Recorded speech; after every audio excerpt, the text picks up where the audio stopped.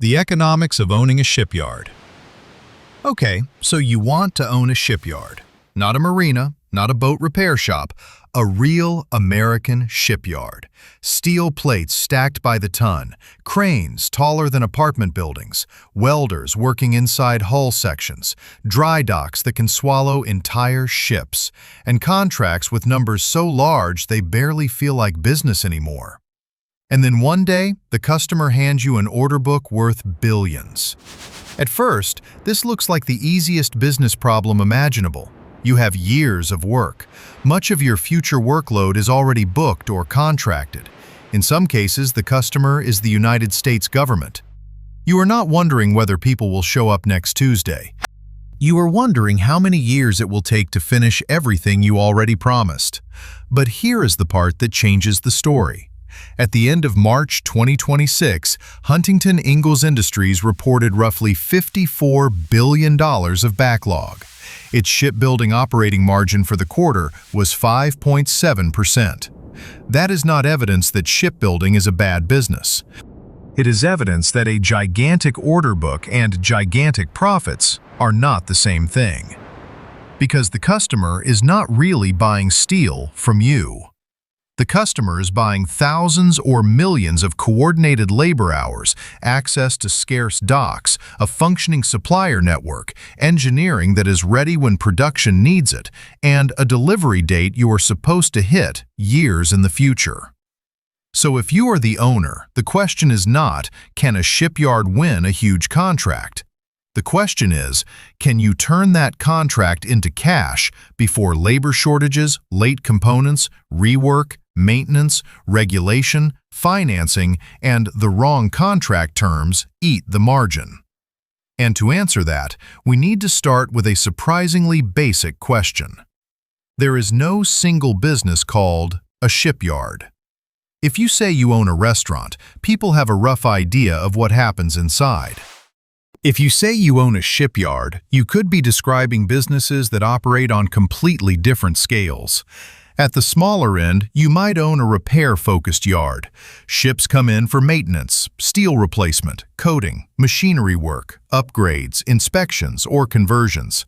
The job may last days, weeks, or months. Your economic unit is often some combination of dock time, skilled labor, materials, and project scope.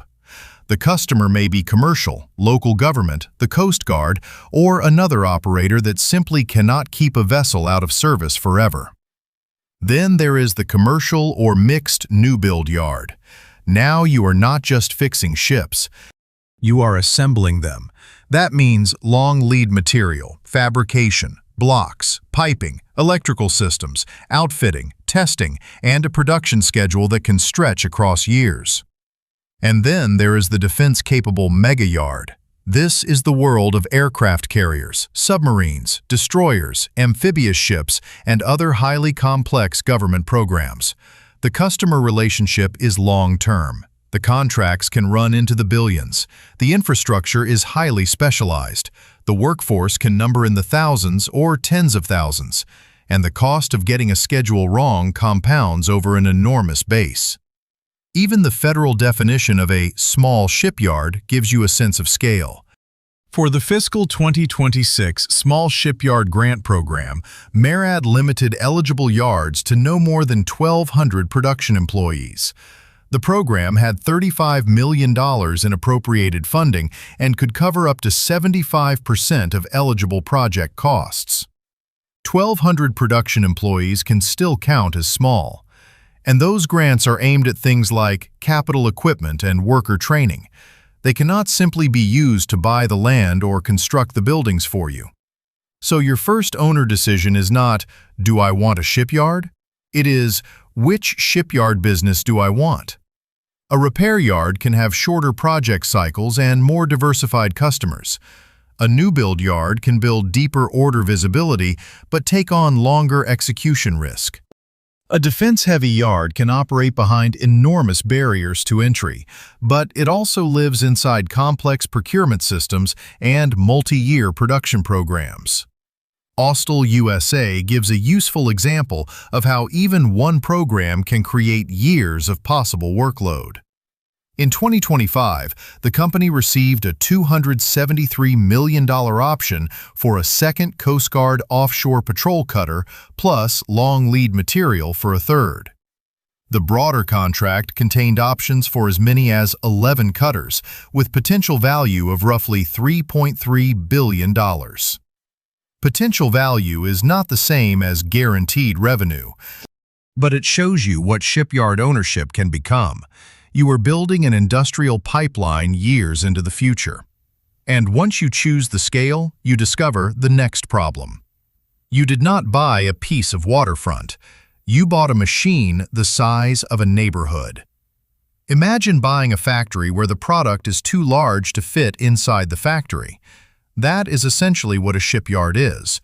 The waterfront matters, but waterfront by itself does almost nothing. You need docks that fit the vessels you want to handle. You need cranes with the right reach and lifting capacity.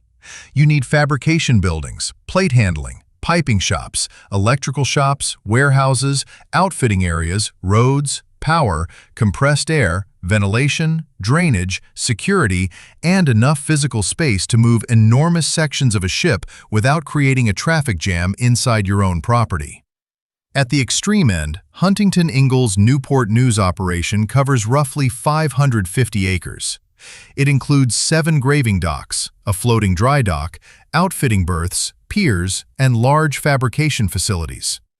Its Ingalls operation covers roughly 800 acres and includes a 660-ton gantry crane. Those numbers are not a blueprint for your yard. They are a reminder of what the moat actually looks like. A dry dock is not just real estate, it is a scarce production slot. If the wrong vessel is sitting in it for too long, the next project cannot use it. If a crane is down, a sequence of work may stop. If a fabrication line cannot feed blocks fast enough, the dock can be available while the ship is not ready to enter it. If your utility system cannot support the work, the physical space does not help you. This is why shipyard capacity is not measured by acreage alone. The real capacity is the synchronized output of docks, cranes, shops, engineering, suppliers, and labor. And that means every physical bottleneck has a financial shadow. A berth that sits idle is not producing revenue. A dock that is occupied by a delayed project cannot accept another job. A crane investment may look like an expense until it removes a bottleneck that was limiting every project behind it. For a smaller owner, one piece of equipment can materially change throughput. That is one reason Murad's small shipyard program focuses on equipment and workforce development. The goal is not to make the yard prettier, it is to make the industrial system more productive. But there is a catch. Once your moat is made of steel, concrete, waterfront, and heavy equipment, it becomes expensive before it becomes useful. And it stays expensive even when the order flow changes. A shipyard does not finish its capital spending when you buy it. It begins another cycle. Docks age. Cranes need maintenance. Fabrication systems become obsolete. New ship classes require new tooling. Capacity expansions can take years before they produce the labor savings or throughput you wanted. In 2025, HII reported about $74 million of capital expenditures at Ingalls and about $303 million at Newport News. Across those two shipbuilding segments, that was roughly $377 million in 1 year. Again, that is not what every shipyard spends. A smaller repair yard may operate at a tiny fraction of that scale, but the owner lesson is the same. This business requires continuing investment just to preserve the ability to execute future work. For 2026, HII said it expected maintenance and sustainment capital spending of roughly 1 to 1.5% of annual revenue, plus discretionary capital spending of roughly 3 to 3.5%, with spending expected to rise as shipbuilding capacity expands. Those are company expectations, not industry averages. But they illustrate a useful distinction. Some capital spending keeps the machine alive. other capital spending is supposed to make the machine better. And as the owner, those two categories behave very differently. Maintenance capital is difficult to avoid forever. If you postpone it, you may save cash today and create a larger operational problem later. Expansion capital is a bet. You spend before the new capacity is fully productive. You may add a crane, a fabrication line, a new assembly area, or training capacity because you expect future work to justify it. That creates an uncomfortable timing problem. The order book can look enormous, while the cash required to support that order book arrives first. Public support can reduce some of that burden. The fiscal 2026 MERID Small Shipyard program could cover up to 3/4 of eligible project cost. But the restrictions are revealing. No land acquisition, no building construction. The owner still needs a viable industrial base underneath the grant.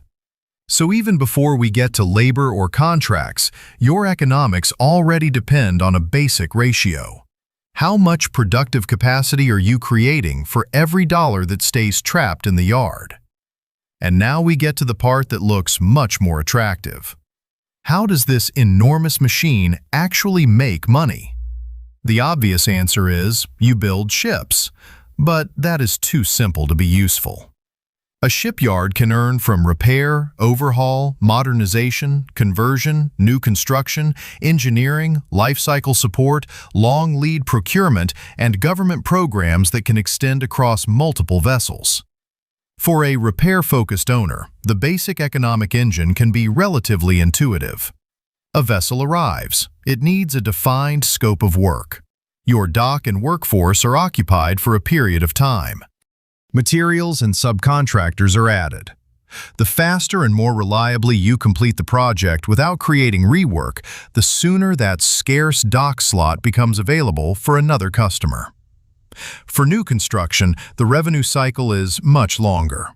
You are not waiting until launch day for one giant check.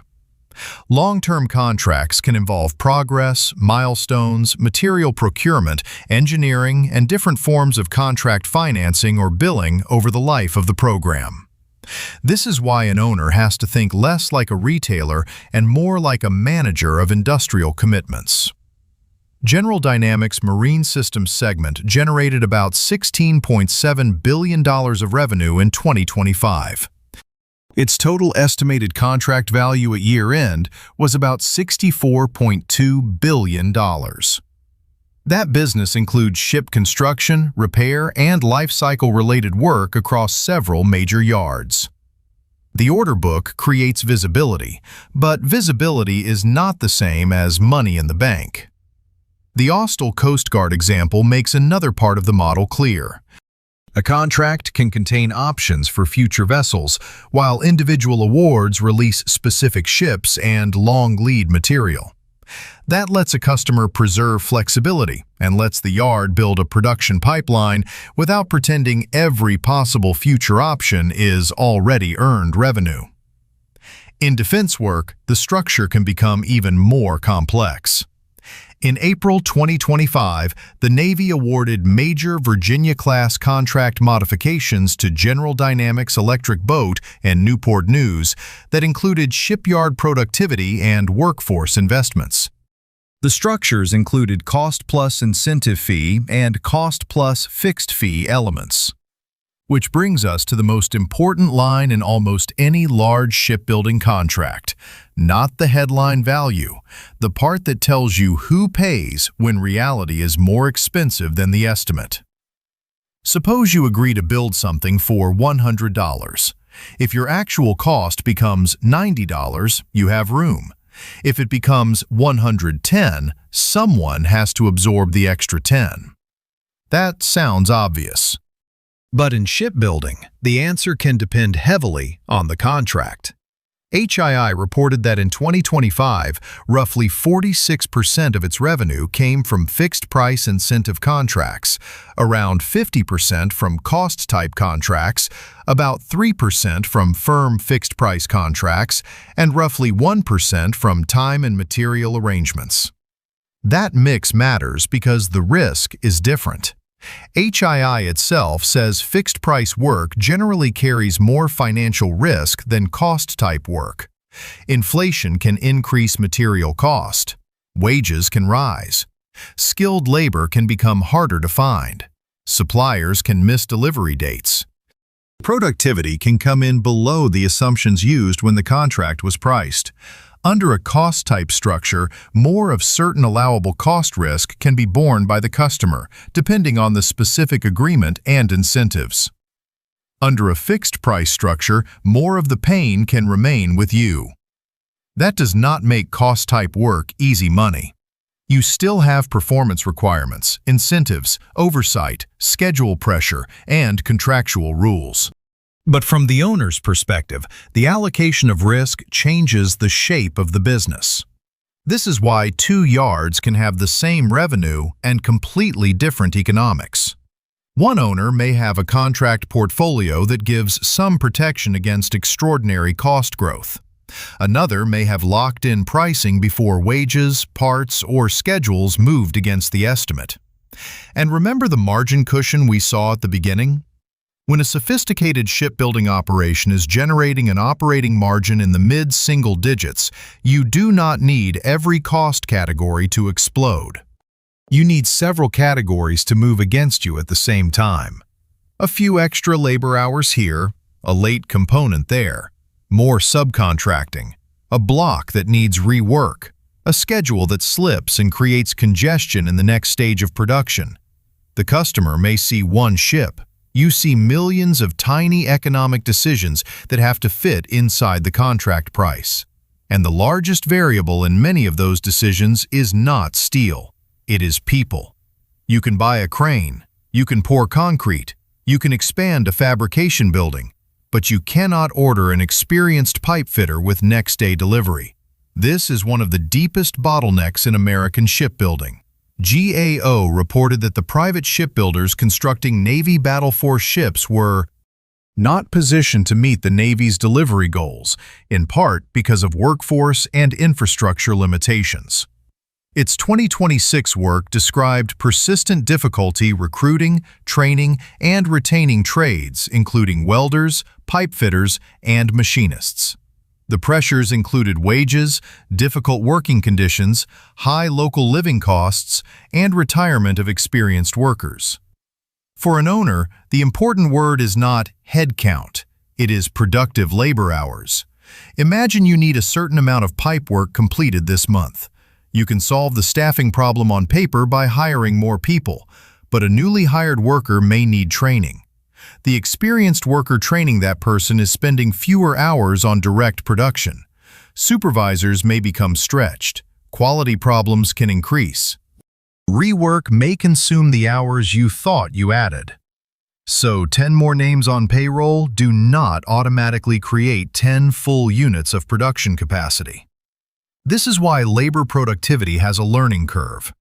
A stable crew that has built the same class of vessel repeatedly can be economically different from a rapidly expanding workforce attempting to absorb unfamiliar work. The problem becomes more dangerous when the yard is already full. If you are behind schedule, the intuitive answer is overtime. Overtime can help, but it also increases labor cost. If fatigue or congestion reduces efficiency, you can pay more per hour while getting less useful progress per hour. Then you add subcontractors. That may recover capacity, but now coordination gets harder, and the margin on outsourced work may be different from the margin on work performed efficiently in-house. Then you accelerate hiring. Now training becomes another production demand. This is how a labor shortage becomes a financial feedback loop, and capital alone does not solve it instantly. GAO has noted that the Department of Defense had invested nearly $6 billion in the shipbuilding industrial base by the end of fiscal 2023, while infrastructure and workforce constraints still remain significant. That does not mean the investment was wasted. It means industrial capacity takes time to build. You cannot convert dollars into experienced welders, qualified supervisors, mature suppliers, and efficient production flow on command. So if you own the yard, your real labor question is not, how many people can I hire? It is, how many productive hours can this system deliver at the quality level the contract requires without creating tomorrow's rework? And even if your workforce performs perfectly, they can still be forced to wait. Because the ship is built from components you do not control. A shipyard is a factory connected to hundreds or thousands of other factories. Steel arrives, engines arrive, electrical equipment arrives, valves, pumps, cable, sensors, gearboxes, electronics, and specialized components arrive. Or they do not. General Dynamics disclosed that its 2024 Marine Systems results were negatively affected by supplier quality issues and late supply chain deliveries on the Virginia-class submarine Block 4 contract. Those problems contributed to cost growth and schedule delays. From the owner's perspective, a late part is not just a purchasing problem. It can become a production sequencing problem. Suppose a component is supposed to be installed before another section is closed. If it is late, you may resequence work. Crews move to another area. Temporary access is preserved. Later, the crew has to come back. The task may now be physically harder because other systems are installed around it. One late item can create more handling, more coordination, more inspection, and more labor hours. And if enough items arrive late, the ship does not simply move right on a schedule. The entire yard starts to move around the delay. GAO reported in 2026 that 8 major Navy shipbuilding programs were estimating deliveries later than their contracted dates, and 5 had at least one ship delayed by 42 months or more. Those delays have many causes. It would be wrong to blame them all on suppliers. The owner lesson is broader. When the production system is tightly sequenced, external delays become internal cost. That is why supplier maturity can be as valuable as another piece of waterfront. A yard with repeat programs, stable vendors, and proven designs can reduce uncertainty. A yard taking on new work, new systems, new suppliers, and new employees at the same time is stacking uncertainty on top of uncertainty, which leads to a strange situation. The yard can be full, the order book can be enormous, and the economics can still get worse. Owners love backlog because backlog feels like certainty. It says customers have already committed to future work. In many businesses, that is exactly what you want. But in shipbuilding, backlog has to pass through a constrained production system before it becomes profit. At the end of March 2026, HII reported roughly $54 billion of backlog. About $30.5 billion sat at Newport News and more than $18 billion at Ingalls. At the same time, first quarter shipbuilding operating margin was 5.7%. General Dynamics offers another view of the same underlying idea. Its Marine Systems segment produced about $16.7 billion of revenue in 2025 and roughly $1.18 billion of operating earnings, a 7.0% operating margin. At year-end, total estimated contract value in Marine Systems was about $64.2 billion. Here is the inference. Large backlog clearly provides workload visibility. But the filings show that workload visibility does not automatically create a large profit margin. You still have to execute. And once the yard is near its physical or labor limit, more work can become dangerous. Imagine your dry docks are effectively full, your critical trades are already working overtime, and your strongest supervisors are spread across too many projects. Then you win another contract. On paper, backlog rises, but where does the ship go? You can hire more people, but they need training. You can subcontract more work, but you lose some control and potentially some economics. You can run more overtime, but labor cost rises. You can expand the yard, but capital spending happens before the expansion is fully productive. You can push schedules, but the next vessel is already waiting for the same dock. This is the backlog trap. The business can become less efficient because it has too much demand for its current production system. That is unusual because most business owners spend their lives searching for customers. A shipyard owner may sometimes need the discipline to say, "We cannot profitably absorb this work yet." The hard part is that the order can still be strategically attractive. It may provide years of future volume. It may justify new equipment. It may deepen a government relationship. So the owner is constantly balancing two forms of risk. Too little work leaves expensive capacity idle. Too much work overloads the capacity and destroys schedule performance. And now we arrive at another number that looks comforting until you understand it. Revenue. Because revenue is not the same thing as cash either. Long-term industrial contracts create timing differences. You can perform work before you are able to bill for all of it. You can buy material before a milestone payment arrives. You can recognize revenue under contract accounting while cash is moving on a different schedule. HII's first quarter of 2026 gives us a concrete example.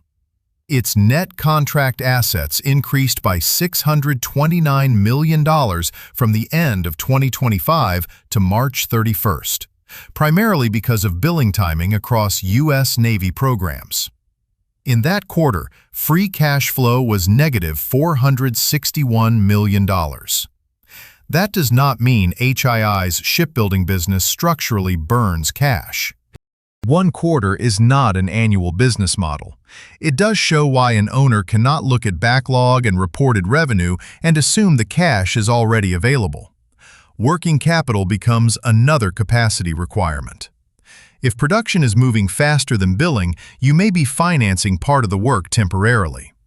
If long lead material has to be purchased early, cash leaves before the finished vessel exists. If a project slips, the timing of expected milestones may shift while payroll, maintenance, and supplier obligations continue. This is why contract financing terms matter almost as much as headline price. A slightly lower-priced contract with better payment timing can behave very differently from a larger contract that leaves more working capital trapped in production. And when you combine working capital with continuous capital spending, the shipyard begins to look less like a giant guaranteed revenue machine and more like what it really is, a capital-intensive operating system that has to be financed every day. And some of those daily costs are not optional productivity choices. They come from the fact that shipbuilding is dangerous, industrial, and heavily regulated work. A shipyard is full of activities that become expensive very quickly when they are done badly. Hot work, confined spaces, scaffolding, heavy material handling, electrical work, coatings, ventilation, fire protection. OSHA's Part 1915 standards cover shipyard employment across these types of hazards. OSHA also describes shipyard work as traditionally hazardous and says its injury accident rate is more than twice that of construction and general industry.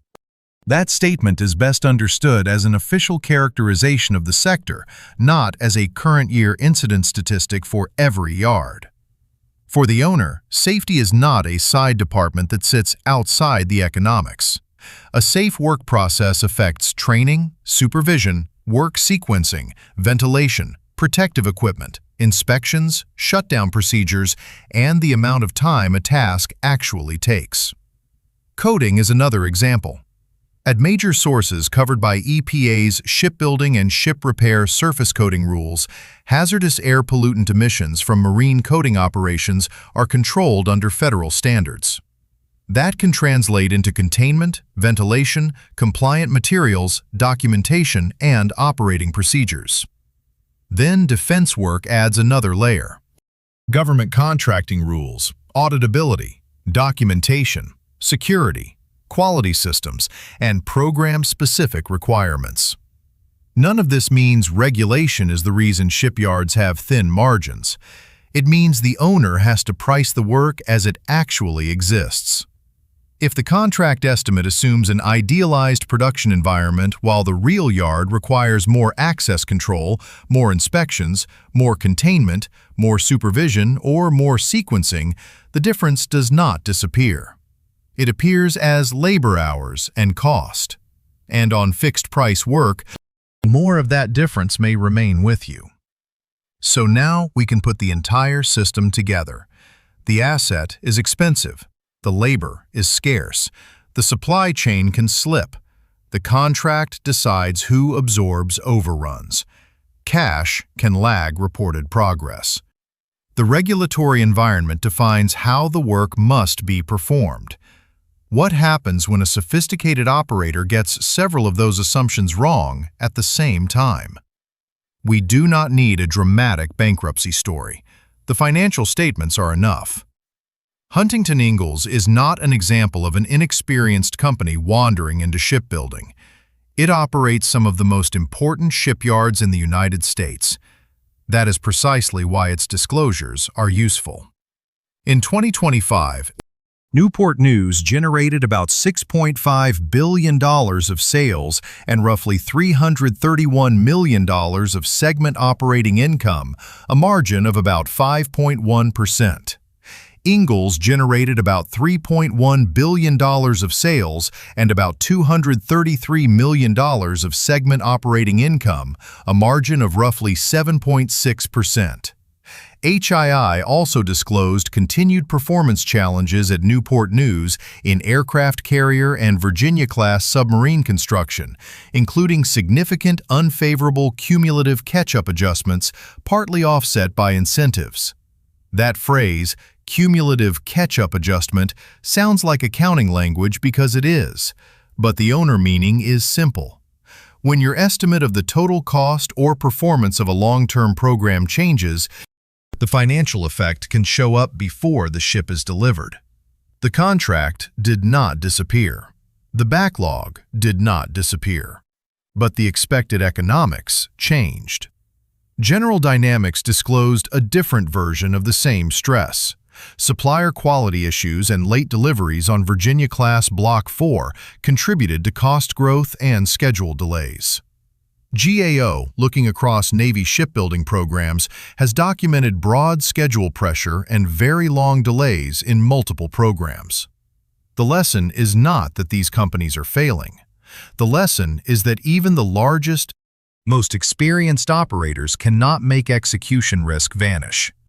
That matters if you are imagining shipyard ownership from the outside. The glamorous number is the contract value. The operational number is the estimate at completion. How many labor hours will this really take? How much rework will appear? How many supplier delays will force resequencing? How much inflation will hit before the ship is finished? Which costs can be recovered under the contract? How much cash will be tied up between progress and billing? That is where the economics actually live. So let us make this concrete with two simplified owners. These are not industry averages, and they are not forecasts for any real company. They are illustrative scenarios built from the mechanisms we have already seen in the filings and government reports. Owner A and Owner B take control of two similar hypothetical shipyards. Both have capable docks. Both have meaningful customer demand. Both can generate $100 million of annual revenue in our simplified example. And let us give both of them an initial operating plan that targets a 7% operating margin. Again, this is illustrative math, not a claim about an industry average. At $100 million of revenue, 7% operating margin means $7 million of operating profit. Now look at Owner A. Owner A treats dock capacity and skilled labor as hard constraints. The yard does not bid every project it can theoretically win. It prioritizes repeatable work that fits the workforce and physical flow. It keeps some schedule buffer around critical docks. It invests in bottlenecks before adding too much volume. It uses contract protections where possible and is cautious about taking fixed-price exposure on work with immature designs or unstable supplier inputs. The yard is not perfect. A supplier runs late, some rework appears, wages rise, a project takes longer than planned. But because the system was not already operating at absolute maximum strain, management can resequence work without turning every delay into overtime. Maybe the illustrative $7 million profit plan comes in lower. The point is not the exact number. The point is that the yard still has room to absorb variability. Now, Owner B. Owner B sees the same physical yard and thinks unused capacity is lost opportunity. So the yard wins more work. Backlog rises. The presentation looks incredible. But the workforce is already tight. Owner B adds overtime. Then a late component forces crews to move between jobs. The yard brings in subcontractors. The best supervisors are spread across more projects. New hires enter faster than the training system can absorb them. A fixed-price job that looked attractive 2 years earlier is now carrying higher wages and supplier costs. Each individual problem can look manageable, but remember the starting margin in our scenario: $7 million on $100 million of revenue. If inefficiency, overtime, supplier disruption, rework, and unrecoverable cost growth together add several million dollars, they do not need to destroy the company to destroy the profit. A business can move from a healthy-looking margin to almost no operating profit while the docks remain full and the backlog remains impressive. Now add working capital. Owner B's projects are moving out of sequence. Billing milestones shift. More material is sitting in process. Cash goes out to payroll and suppliers while collections arrive on a different rhythm. The income statement may still show revenue. The yard may still look busy from the air, but the owner feels the pressure in cash. This is what makes shipbuilding such an unusual business. Demand can be strong and the business can still be operationally fragile. The asset is difficult to replicate, which creates a moat, but the same asset is difficult to resize, which creates fixed cost risk. A trained workforce creates a moat, but losing experienced workers can reduce capacity faster than new hires can replace it. A multi-year backlog creates visibility, but accepting too much work can overload the system that is supposed to convert the backlog into profit. Government contracts can provide deep customer relationships, but the contract form can still leave the yard exposed to cost growth. This is why Owner A's biggest advantage may not be a bigger crane or a bigger backlog. It may be operational discipline. Knowing what the yard can actually execute. Knowing which bottleneck will become critical next year. And knowing when a contract that looks enormous is priced too tightly for the uncertainty hiding inside it. So, if you were evaluating a U.S. shipyard as an owner, what would you actually want? First, real physical scarcity. Waterfront with the right access, docks that fit valuable classes of vessels, cranes and fabrication systems that competitors cannot cheaply recreate somewhere else.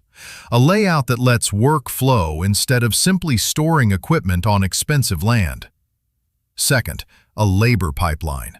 Not just current headcount, training systems, experienced supervisors, retention, relationships with local trade schools and communities.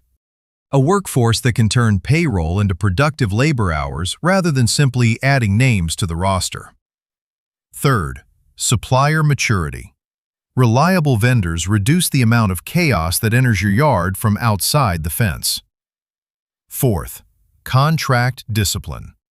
You want to understand exactly where inflation, wage pressure, supplier cost, and schedule risks sit in every major agreement. HII's own disclosures make clear why fixed-price work can carry more financial risk than cost-type work. Fifth, a realistic capital plan. HII's current spending expectations show that major shipbuilding capacity requires continuous maintenance and expansion capital. At the national level, the fiscal 2026 Defense Department budget request identified $2.5 billion for nuclear shipyard productivity enhancements, along with additional industrial base investment focused on shipbuilder infrastructure, suppliers, and workforce. That tells you how strategic the capacity problem has become. But money alone is not the moat. The moat is what the money produces.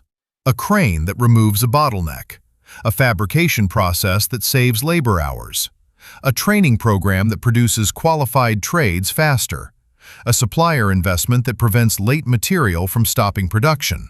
And finally, you want the ability to say no. That sounds strange in a business where contracts can be worth billions, but if backlog is only valuable when your production system can convert it into margin and cash, then the wrong order can be more dangerous than an empty marketing pipeline. Which brings us back to the contract from the beginning. At first, the giant number looked like the business. It was not. The business was everything required to deliver what that number promised. A dock available at the right time, a trained crew producing the expected labor hours, suppliers arriving in sequence, a contract that allocates risk intelligently. Capital spending that expands the right bottleneck instead of the wrong one, and a schedule that does not collapse under its own backlog. That is why a shipyard can hold tens of billions of dollars of future work and still operate on a single-digit margin. The owner is not really selling steel. The owner is selling years of coordinated industrial time, and the profit is what remains when all of those years go according to plan.